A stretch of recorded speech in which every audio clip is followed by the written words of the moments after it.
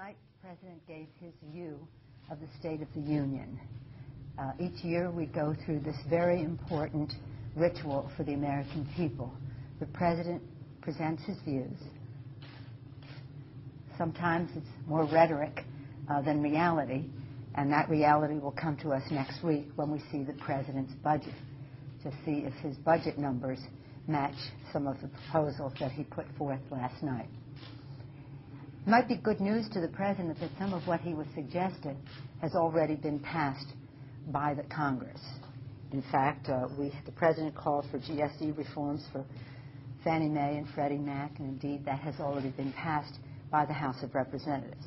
He called for the modernization of the FHA. That has passed the House and the Senate and is ready for conference or a reconciliation, whatever the term is, to come to agreement to make into law. In fact, it may become law before the stimulus package becomes law. And then the President has stated that state housing agencies called upon the ability of state housing issue tax-free bonds to help homeowners refinance their mortgages. This is an idea that the Ways and Means Committee has reviewed. We have been staunch champions in a bipartisan way for mortgage revenue bonds, which we had hoped would be included in the stimulus package, in fact, and the low-income housing tax credits, which accomplish a great deal in terms of increasing housing stock. So Congress has already well been on the path in terms of some of these reforms or initiatives that will help relieve the subprime crisis, which is really a very important part of the economic downturn. I was happy to hear the President talk about the Competes Act. This is an act that we passed with strong bipartisan support on the floor of the House, even though the Republican leadership in the House opposed the bill on the floor. We got a majority of Republicans to vote for the Competes Act. The President signed it into law, became law this summer. It had been an initiative that we had been working on for a couple of years, and it took a Democratic majority to get it passed and sent to the President's desk. The President complained that not enough money was in the appropriations bills on it, and I share that complaint, and that was largely because instead of using the numbers that were in our House-passed bill, the omnibus bill had to come down, so the innovation agenda suffered cuts. But because the President is so enthusiastic about the innovation agenda, which is essential to our competitiveness, I hope he'll accept the supplemental containing some important funding for the national, for all of the National Science Foundation and all of the others, where we have the NSF, the NIST, the Department of Energy, and their science division. So we stand ready. We have already appropriated the money. The administration pushed us back. We look forward to working with the President on that. I'm sure you'll have some other questions about the State of the Union address, but there were just some areas where we are in agreement that they've already passed the House and some of the Senate, and that we look forward to working with the President on in a bipartisan way. And we look with great anticipation to his budget to see what he has for innovation in the budget. The stimulus package. I'm very proud of the stimulus package that we're bringing to the floor today. It will pass with overwhelming support. It meets our criteria, and the top criterion, which is it stimulus? And it does so in the manner that is timely. We must do this immediately. Targeted. It must be targeted to those who will put the money into circulation immediately to inject demand into our economy, to create jobs. And it must be temporary. The business initiatives in the package will be those tax incentives must be acted upon by December 31st, 2008. So contrary to previous stimulus where they've had 2 years to act upon the incentives, this is temporary. So would, I think, produce a better result than had been achieved in the past. So again, we will send our legislation over to the Senate later today. We'll have more to say about that later, and I would hope that the timely aspect of this is recognized by our colleagues in the Senate, and that the focus that we have on middle-income and low-income people which makes this stimulus, will be retained in the Senate. Otherwise, it will, as I say, not meet the standard that we have set here. We did so in a bipartisan way, working with the administration. We know that this will be signed into law. We hope that what the Senate does is something that is compatible with what we have done, and look forward to working with them on that. Last night, I think the President missed an opportunity. I think the American people were hoping to hear about an aggressive initiative for the creation of jobs. Democrats are proposing just that. And we think by meeting the needs of the American people at the same time, we can create jobs. For example, if we have the S-chip, for example, one example, but many other initiatives on health care in America demand a trained, skilled workforce, create many jobs here at home. Rebuilding our infrastructure, very necessary for us to rebuild our roads and bridges and our mass transit and go beyond with other initiatives, creating good-paying jobs right here at home. When we talk about innovation, that is one thing the President knows. It is our commitment to competitiveness to keep America number one. But innovation begins in the classroom, and we have to have a full commitment to education to do that, and innovation will change the classroom, all of it, creating good-paying jobs here at home. And global warming issue, this is the issue by which our generation will be judged by posterity. Are we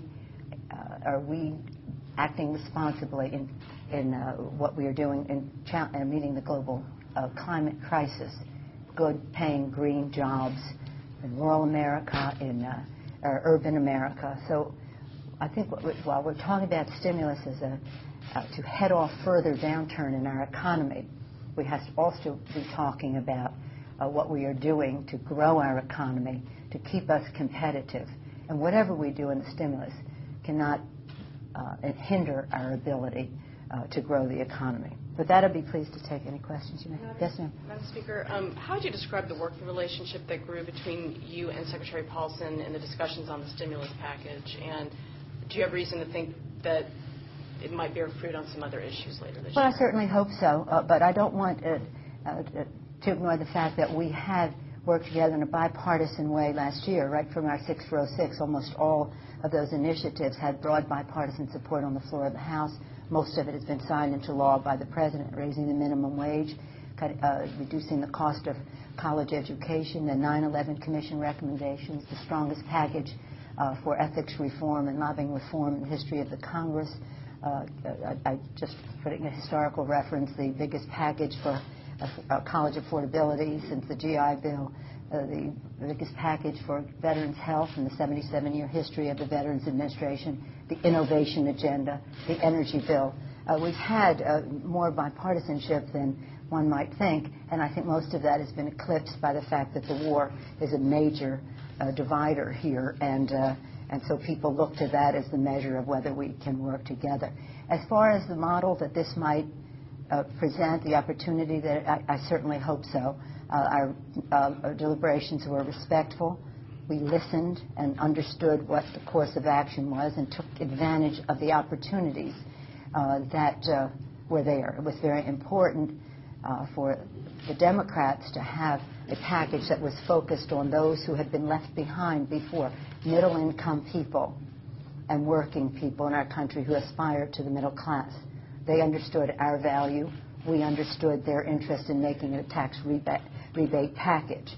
I think the rapport has increased, but we've always had a respectful relationship. Mr. Paulson's relationship, though, with the Democrats, with you in particular, any different than his predecessors, the working relationship? I'm sorry? Is Mr. Paulson's working relationship any different than his predecessors in terms of his style? You mean his Republican predecessors? Because we certainly have a good rapport with Senator Benson and Secretary Benson and Secretary Rubin and Secretary Summers. Under President Bush. Well, we had an opportunity to work together, and I think that Secretary Paulson himself, coming from the private sector as he did, he wanted to get the job done. And so when we all knew, okay, at the end of the day, there is a need in this country for a stimulus package. Working families are experiencing paycheck-to-paycheck existence where the cost of gasoline and the cost of groceries and the cost of health care, you name it, the uncertainty about their housing, the uncertainty about their jobs are such that they require us to act quickly and in a way that is relevant to their lives. I think when the president finally admitted that there was need for stimulus, what would you say that is, a week and a half ago? Something, again, a homemaker in America could have told him months ago. When he finally admitted that, that was the signal to the secretary that we needed to get a job done. He had laid some of the groundwork for that so that we could immediately come together too. So I appreciate the opportunity to work with the secretary. He brings an efficiency and a professionalism to the process that I think was useful. And we call that leadership. Madam Speaker, how much has the Senate Finance Committee, by bringing out its own proposal on stimulus, slowed down the stimulus, and what are the chances that you might not get a stimulus because of that slowdown? Oh, no, we have to have a stimulus. There's just no question. Once you, as I mentioned about Secretary Paulson, once you understand that, then we have a responsibility to work back from that and find our common ground. I would hope that what the Senate does would be respectful of the focus that we have on the middle class and lower income people. The rebate is finally going to people in America even if they don't pay income tax, but recognizing the FICA tax and the rest.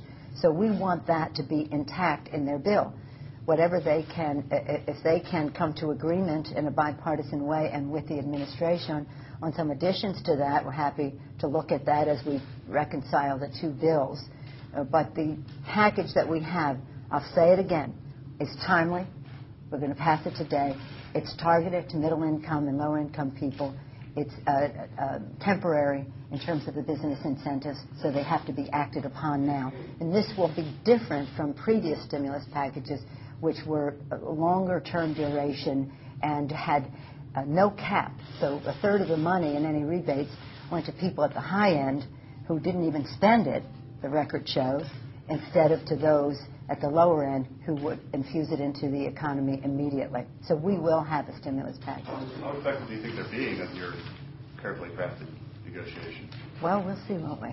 I think they understand. The bill included the Fannie and Freddie loan increase over the administration's objections. One of the key issues, of course, is unemployment insurance. They don't want that included. I mean, do you think that's too much freight for the agreement to bear, that unemployment extension? Are you willing to... Excuse me, I'm sorry. What's the question? I heard the preface of it. The unemployment benefit. Is that too much freight for your agreement to bear? Would you be willing to go against the administration wishes and back a UI? Well, we're going to have unemployment insurance. There's a question of whether it's in this bill or we have it in other legislation. But to the extent that the administration wanted to have strictly a rebate package and the business incentives, just two features, then they had to come down lower and who benefited. So, in other words, we went from $26,500 for a rebate to $3,000. So I think that was worth a great deal. But if the economy requires us to have unemployment insurance extended, we will most certainly have to do that. I don't want anything that's done in the Senate, as much as I would support many of those initiatives, to do any harm to what we have done in our rebate package. If they add, and there's a finite number, say it's $150 billion, how do they pay for that? But I myself am a strong supporter and advocated for the unemployment insurance. The price tag coming out of the Senate Finance Committee is about $160.5 billion, and some senators are saying they're going to add to that even more. Where do you think is the upper limit? Well, I don't even know. I don't know that the package is $160 billion. I think they're still running the numbers on it. But I made one point at the end of my comments about the stimulus, and my remarks earlier, and that is whatever we do in the stimulus package should not hinder our ability to move to recovery. The way we talk about it is that these are counter-cyclical measures that should not hinder the regular cycle from recovery. So we don't want to go deeply in debt, except as it relates to how this is going to stimulate the injection of these rebates into the economy will grow the economy, increase revenues back to the Treasury. So we don't want to go deep in debt on it. It doesn't mean that all of those initiatives are not worthy. And in fact, I advocated for them myself. But instead, we got a package that we could agree upon and move quickly with, and then we'll deal with these issues. Are you advising the Senate to stick within the $150 billion? I mean, you started out calling for Well, as I said, we want it to be timely, targeted, temporary. We want it to be stimulus. That's the standard that for putting something in the package. Is it a stimulus? There are many good ideas. Is it a stimulus? And does it do harm to our ability to recover from we're trying to head off a more serious downturn and move into recovery, and we don't want to go in. We had our own discussions about PAYGO, and the judgment was made that if you're going to it's going to be stimulus, you can't really do PAYGO with it. But if you're going to Christmas tree it, then there's really no rationale, no justification to do that, and to the extent that it can harm the recovery because of the increase in the deficit. When do you think the U.S. economy will be able to pay back the loans that we're borrowing to pay for this stimulus package? Excuse me, I'm sorry? You mentioned that the strategy is that the stimulus package will grow the economy and the revenue will go back into the Treasury. How long do you think that will take? Well, I hope that it will signal change, that first of all, we want to meet the needs of America's families who are struggling. Let's get back to what this is all about. And to the extent that the money is placed into the hands who are living paycheck to paycheck and will inject it back into demand, back into the economy and help create jobs, we hope that then the economy will turn around. We want to restore confidence in the consumer, and we want to restore confidence in the markets. And so I can't tell you when that is, because there are other factors that are involved in all of that. I know the markets are waiting to hear what Chairman Bernanke is going to do next, and so am I. But there are many factors that will contribute to restoring that consumer confidence and confidence in the markets. I just want to say one last thing, because I thought you'd ask about it. On Iraq, the President's comments last night in his speech were yet again another example of the lack of reality that he brings to this discussion. For a President of the United States to come before the Congress nearly 5 years after this war and deem it a success is just hard to understand. We salute our troops. Their success in the surge is what we expected and what we prayed for.